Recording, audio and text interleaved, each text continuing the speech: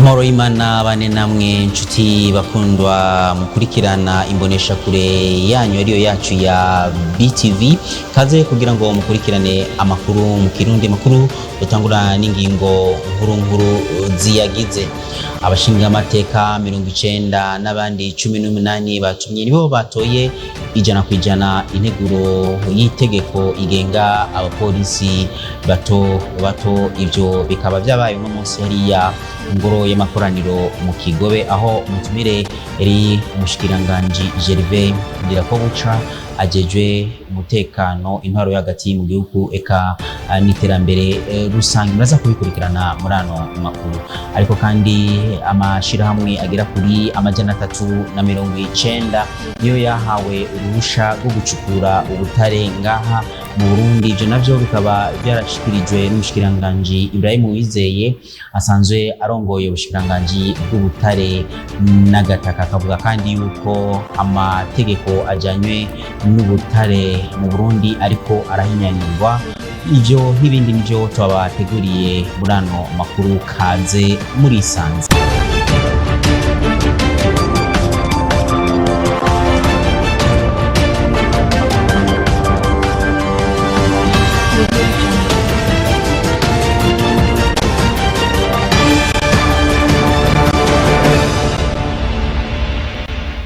Turongeye kubakaze kugira ngo mushobore gukurikirana idonido yano makuru twabateguriye.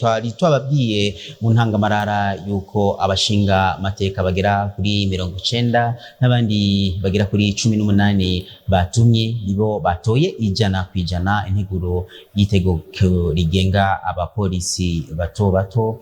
Ivyo bikaba byabaye hariya mu ngoro y'amakoraniro mu Kigobe, aho umushikiranganje Gervais Ndirakobuca ajejwe umutekano intwaro y'agati mu gihugu n'iterambere rusangi yari umutumire. Ni inkuru twateguriwe na mugenzi wacu Remo Prosper Nyo. Inyuma yo kwemeza ikirangaminsi bazokorera ko abashinga amateka baciye biga integuro y'ibwirizwa rishinga amategeko agenga abapolisi batoyi. Muri iyo nteguro haravugwa ko umupolisi atari ku kirindiro yarungitswe ko n'abamutwara, atari aho yarungitswe bita mutation, canke ngo abe ari mu karuhuko uyo mupolisi mutoyi acafatwa nk'uwahevye akazi. Ivyo navyo bikaba bihanwa n'amategeko agenga igipolisi c'u Burundi. Ikindi kiri muri iyo nteguro y'ibwirizwa rigenga abapolisi batoya cateye imbere impari nyinshi mu bashinga amateka, nuko akwije imyaka yo gukukuruka umupolisi mutoyi ashobora kongerwa imyaka 2 mu gihe bibonetse ko afise ubushobozi canke ubuhinga bukenewe, mu gihe hataraboneka uwundi abishoboye. Naho biruko ivyo ntibitegerezwa gushikira abapolisi batoyi bose bageze gukukuruka. Abashinga amateka bamaze guca ijya nino iyo nteguro bariko bahabwa umuco n'umushikiranganje Gervais Ndirakobuca mu vyajejwe harimwo abapolisi. Iyo nteguro y'ibwirizwa rishinga amategeko agenga abapolisi batoyi ryaciye ryemezwa n'abashinga amateka ijana kwijana. Iyo nteguro y'ibwirizwa ikaba yategerezwa kuba yarizwe kuva ku igenekezo rya 15 z'ukwezi kwa12, haca habura igitigiri c'abashinga amateka bakwiye ico bita quorum mu Gifaransa. Remo Prosper niyo nkuru. Abene gihugu bo muri zone ya Musaga ngo niborohewe n'imicafu kuko haheze igihe c'amezi 2 abajeje gutora imicafu bataza gutora iyo micafu. Ni nkuru twateguriwe na mugenzi wacu Arlette Mugisha. Isuku mu gisagara ni igikorwa kiraba abantu bose nk'uko vyashikirijwe n'umukuru w'igisagara, ariko abene gihugu bo muri zone Musaga bakavuga ko bitaborohera kuja mu nzira imwe n'abandi kuko batagira aho bata imyavu. Abandi nabo bakavuga ko amashirahamwe abijejwe kuyitora haheze amezi 2 bataza, bigatuma batoroherwa mu buzima bwabo. Ngahantu murabona ukuntu hameze, ahantu nituronka ahantu na hamwe tutwara iyi myanda mubona, na hantu na hamwe nigera ndabitwara biguma hanyene, biragwira nka buriyo ndabitwara bigatera ambutiyaje ngaha, na hantu na hamwe nigera ndonka ndabitwara. Twari twasezeranye ko bazohora baza 2 mu kwezi, ariko ubu ntibavyubahiriza neza. Baheruka mu kwa 12 guheze, biba bimaze kuba byinshi mu rugo, birabora hagaca hanuka.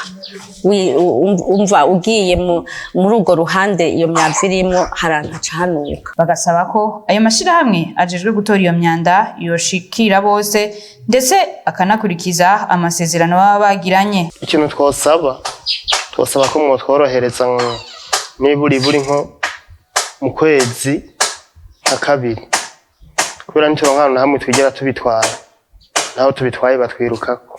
Dusaba setemu ko yo kubahiriza amasezerano twasezeranye bakaza kabiri mu kwezi nkuko babitubwiye. Mwomenya ko iyo babuze aho bata iyo myanda baca bayita mu ruzi mpimba bigatuma ibidukikije bihononekarira. Akhlete Mugisha arakenuye kuri iyo nkuru aduteguriye. Ikigega kidasanzwe kijejwe ivy'indero cofasha mu guha akazi abigisha no mu kugura ibikoresho mfasha nyigisho. Ivyo vyashikirijwe na Kasien Gashirahamwe ajeje aricegera curongoye ishirahamwe bafashe bige mu gihe ariko haribonekeza ubukene bw'abarimu eka n'ibikoresho mfasha nyigisho bidakwiye. Tumukurikirane Kasien Gashirahamwe. Urumva igihumbi kuva mu gice c'amashuri fondamentale gushika mbere mu gice kindi kirenga igihumbi ni gikeyi turavye abari bakenewe. Hari hakenewe abigisha benshi, tukavuga rero ati abigisha urumva baracakenewe, tugasaba mbere leta yuko yoheva igatanga abigisha bandi. Ubuye ngira ngo ntibigishoboka mugabo ntikumwakuza kagira kigoro gasumba ko yagize umwaka uheze.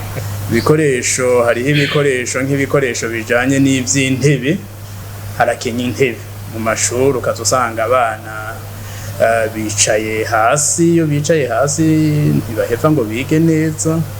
Urumva umwana ntazokwandika urudome neza duhereye nk'ikuri bajya abana bo mu myaka ya mbere, kuko bajya nibo baba bagikenewe mbere cane, kandi nabo nibo uzusanga bicaye hasi.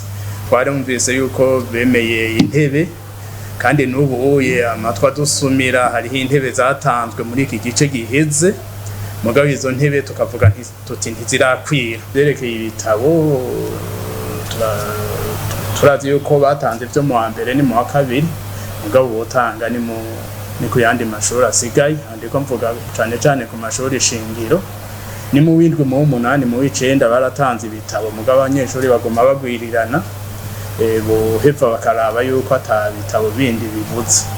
Mugabo tugaca dusaba tuti leta yaba vyoshoboka ikagira ikintu twogira nka fond spécial education, aho haza ikigega kijanye n'ivy'indero gihariwe ivy'indero nyene, kiguma kiraba ivy'indero ntikicirinde guca muri aya mafaranga bavuga ngo barungitse mu y'indero, kuko menshi aca agenda mu mishahara y'abigisha. Hanyuma izo ngorane zose turiko turadondagura boheva bakikora kuri ico kigega. Amashirahamwe agera ku 390 niyo yahawe uruhusha rwo gucukura ubutare mu Burundi. Ivyo bivugwa na Ibrahim Wizeye arongoye ubushikiranganji bw'ubutare n'agataka, akamenyesha neza yuko ariho amategeko ajanye n'ubutare ariko arahinyanyurwa. Reka dukurikirane Ibrahim Wizeye, umushikiranganji ajejwe ubutare n'agataka. Ihangiro nyamukuru no gukomeza guteza imbere igisata c'ubutare n'amakariyeri, harimo gusubiramo amategeko agenga igisata c'ubutare n'amakariyeri. Hariko harategurwa politike nshasha izogenga igisata c'ubutare, haci hakurikizwa kandi itegeko riraba ivy'ubutare yisunze iyo politike nshasha iraba ivy'amakariyeri. Hariho kandi kubahiriza amategeko no gukurikirana ibikorwa bijanye n'igisata c'ubutare n'amakariyeri. Harakozwe ingendo kuhasanzwe harangurirwa ibikorwa byo gucukura ubutare mu ntumbero yo kubafasha kwitunganya neza ku bijanye n'ivy'amategeko n'ubuhinga. Ibibanza 280 byarakurikiranywe byongera biraronswa inyigisho. Harakiriwe amadosiye 390 y'abasaba gucukura ubutare n'amakariyeri. Harakurikiranywe ibikorwa by'ishirahamwe Komebu. Harakozwe ivyigwa bizotuma turonka ikarata yerekana ahari ubutare bita puzolane na granite. Hararabwe ubutare bwo kubibanza 26 bisanzwe bicukura ubutare. Harashizweho ibimenyetso byerekana aho ubutare bwavuye ku biro ibihumbi 224 n'amajana 436 n'ibice bitanu by'ubutare topita truate. Kwinonora imitsi mu buryo bwo gukora ibikiriza ngo birafise akamaro keza mu gukomeza amagara y'abantu, ariko iyo bikoze nabi birashobora kuzana ingaruka mbi ku magara y'abantu. Ivyo bivugwa na Landry Mugisha asanzwe ari umumenyereza mu byo kunonora imitsi. Tumukurikirana. Ku bisanzwe umuntu ariko arakora sport ayikora neza agenda ku ntambwe ku yindi, umubiri ntumenyerwa uramenyerezwa. Muri ico gihe rero igihe ahisemo gukora sport kubera ubumenyi bukaba afise agakora hejuru gusa muri poitrine nkuko babivuga, bakavuga bati tuba dukeneye ko impunzi dufata, no kutamenya kuko hari itandukaniro rya sport na activité physique. Rero sport baba bagiye muri competition muga ntibaba baramenya regre ya competition, ntibaba baramenya amategeko ya competition kugira ngo babo ko bashaka. Ikibazo bagira iyo kenshi bakora iyo sport, ingaruka bagira kubera baba bavyimvye hejuru hama ugasanga bahema nabi, nukungene bashobora kuba bakoresha ama muscle cyane, ntibakore cardio no kuvuga umutima wabo ntubumenyereye gutera, babukorera ikintu mu gufata mu kuduza ama muscle yabo akaba manini mugaba kibagira muri cardio, kuko cardio n'umutima haje gituma yanka guhema nuko umutima uremerewe n'ibintu kanaka, uremerewe n'uburemere kanaka, no kuvuga ntubu functiona neza nkuko wari utegerezwa gufunctiona, niko kuca hema nabi mu gihe afashe ibintu bimuruhisha bisaba amakardio, bisaba gukora wiruka, gukora unyarutsa, bo bamenyera ibintu bakora bari mu ruhande rumwe, nizo ngaruka zibashikiriya cyane. Ngo sport ifise ibintu bitatu bagomba guherako.